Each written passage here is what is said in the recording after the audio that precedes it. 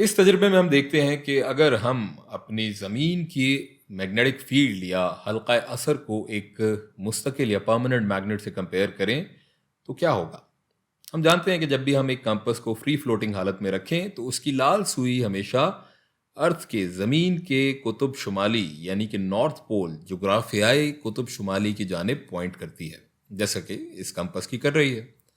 اب اگر ہم ایک پرماننٹ میگنیٹ جیسا کہ یہ ہمارے پاس ہے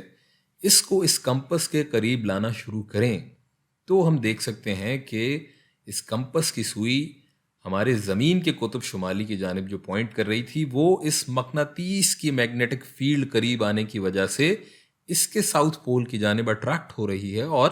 اس کی جانب ڈیفلیکٹ ہونا شروع ہو جائے گی، اور یہ تقریباً وہ درمیانی نقطہ ہے جہاں ہمیں پتہ چلتا ہے کہ